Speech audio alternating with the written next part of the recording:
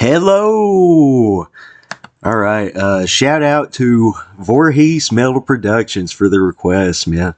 Longtime fan of the channel. He once bailed me out of jail just so I could drop a new Ace Frehley video.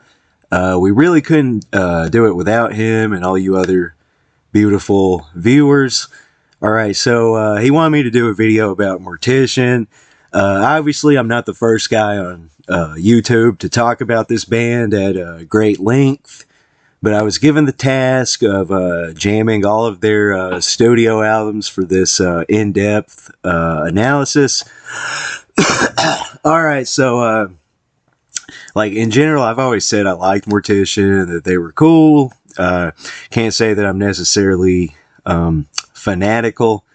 Maybe I'm low T.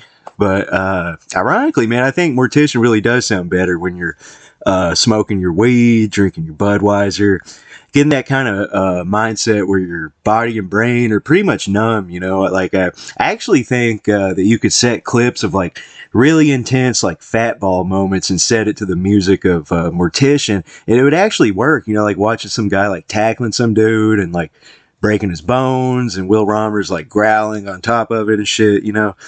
I don't watch sports, man, but it's definitely, it's like reptile brain music, you know? And I mean, Will Romer nowadays, man, he kind of looks like a guy who like smokes meth, works on his motorcycle in the garage all night, you know? So, which is cool. That's cool. Anyway, I remember finding out about Mortician as a young teenager getting into death metal.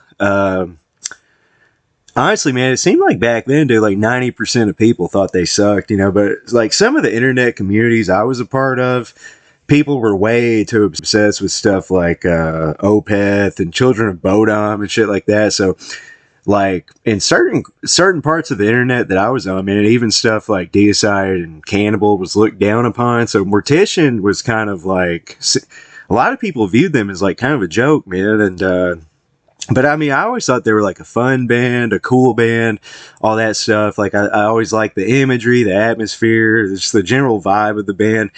But I was never really able to listen to like their full length albums at the time because for me, they just, you know, they just worked best in like small doses, you know. And they still kind of do. And then when I was later on, man, when I was like 18 or 19 years old, like a friend of mine was digging them a lot, and I would listen to them when he would play them, man, and I liked him, but I kind of had that same feeling about him. And then several years after that, in like 2018, 2019, like my entire Facebook feed was flooded with fucking Mortician memes, and I decided to dig deeper into them, you know, and I had heard a bunch of their shit, but like, call me, you know, late to the party or whatever, but it was this time that I finally checked out like their 1990 demo, the one with like John McEntee, and like I got around to listen to like the Mortal Massacre compilation, and you know, really, I generally think most bands sound better with like real drums, and I do think Mortician sounds best overall that way. I really like their live material, something about the fucking, like the energy they project, like actually right before I started recording this shit, man, I was watching that live in New Jersey at the March Metal Meltdown in '99 video, like that. They just have a great like stage presence, and man, as far as all their shit goes, like even though I did just kind of talk shit about drum machines, like I do think House by the Cemetery is pretty kick ass. It's like 20 something minutes long and just satisfies the itch, you know. So I always liked that one, man. Anyway, as far as their full-length studio releases go, man, like it's kind of hard to rank these or like pick them apart. They kind of all, I mean, for my taste at least, they all kind of sound pretty much the same. Obviously, the people who are more like diehard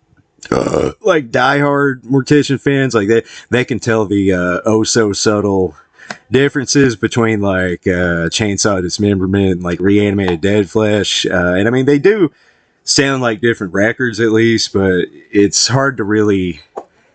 It's not like the difference between fucking, I don't know. Let me think of an obvious example. Fucking Okay, I'll go back. Led Zeppelin 1, and the difference between Led Zeppelin 1 and Houses of the Holy. Like, I know most people who like Mortician probably hate Led Zeppelin, but you know what I mean, you know.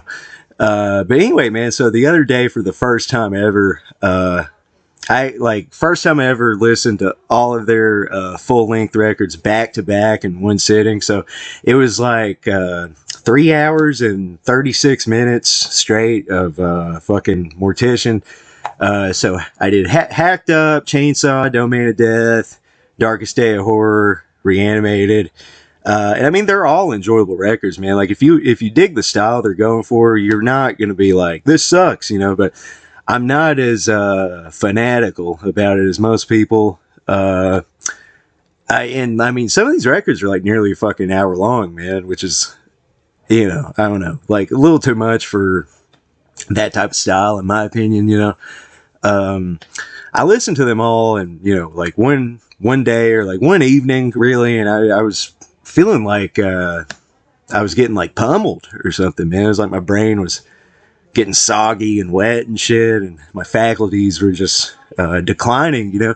What's crazy is, and I'm not saying this to be a dick or anything, but I can almost see why like young kind of hipster kids have like sort of adopted this band, because like you listen to enough Mortician, man, like in one sitting, especially if you're like smoking pot or something, like it almost has this trance-like effect, like the repetition of the rhythms and shit, man. It's like fucking the minimalistic nature of the music. I can actually see why, like, overnight, like a bunch of, like 20-year-old kids who are into like harsh noise and drone metal and stuff. Like, I can almost see why they suddenly love Mortician, and that's not a put down. Like, they do have a signature sound that's definitely their own. And I mean, you can throw in like 10 minutes, 20 minutes, up to 30 minutes of Mortician, I think, into like a drunken death metal session, like playlist, and you're going to enjoy it. You're going to have a good time, man. I mean, hell, the other day, dude, it was like, I think a couple months ago, but me and my buddy were driving to see Judas Priest in Alpharetta, Georgia, and on the way down, I already had a pretty good buzz, like kind of early in the day, man, and we put on House by the Cemetery, and I was just like, I was really, feeling it, man. But it's like, I don't want to hear that style for like hours and hours, but I'm not gonna go through like, I'm not gonna dissect like album by album, because like I would kind of just be repeating myself over and over, like, all right, this song is brutal, this song is brutal, this song is brutal, this album's brutal. I was kind of surprised, though, that Domain of Death from 2001 kind of stood out to me for some reason, man. I guess because, like, I already was familiar with Hacked Up, which I, own on CD, because honestly, I buy any cheap extreme metal CDs if I find them. I just like to collect shit, so I actually also own the Moral Massacre compilation and House by the Cemetery. But anyway, I'd already heard like Hacked Up and Chainsaw Dismemberment as far as their like full-length albums go. But preparing for this video was actually the first time I'd sat down and really listened to Domain of Death front to back, and I cannot exactly like articulate why, but I found myself stopping to actually like replay some of the songs, and I was finding it kind of catchy. And I also dig the way Mortician does covers, I don't mean like album covers, but I mean like covering another band's song, like the way they kind of make, even if this, like, the song they're covering, like they kind of make it their own in a way, like putting their own spin on it. So I find that pretty cool. And plus Domain of Death, good length, clocking in at like 36 minutes. I also appreciate, I forgot to talk about fucking Zombie Apocalypse. I know that's an EP, but 28 minutes long, man. Title track is probably just stands out to me because it is the title track.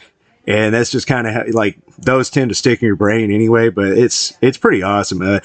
But as a whole, it fills the hole in your body, or the hole in your brain that craves Mortician, I think. All right, so that's my Mortician spiel, man. And man, the Impetigo video I got asked to do is probably going to be even less descriptive and less intelligent. Although those guys definitely have more like musical variation than Mortician, But honestly, man, I gotta admit, I could live without long ass samples in any band. You know, one or two per record is cool, maybe three, but anything longer than that, you know, I mean, so some people are probably gonna hate my Impetigo video, but and man, I also gotta do a fucking Entombed video. I might bail on that one because I don't really see myself digging anything they've done in the past 30 years, so I don't know. I'll try my best, but you know, I did fucking sit through all those shitty fucking Testament records for my Testament video that nobody fucking watched, you know. And I was like, God damn, I wasted all that time listening to fucking late '90s Testament, you know. But we'll see how I handle this Entombed video, and then someone else wants me to do a Deicide video, all in due time. All in due time, my friends. Shout out to Voorhees Mel Productions for the suggestion, and you all feel free to suggest more bands. Like, I think instead of discographies, man, I'm just going to switch to a general band overview format, which may or may not include a full discography discussion. In fact, I might start charging $11, 11 scaroonies for if you want a track by track analysis. That's $11. All right, so but nah, I'm fucking around. But it really just depends on how much shit I can come up with to actually fucking talk about. Anyway, thanks for watching, man.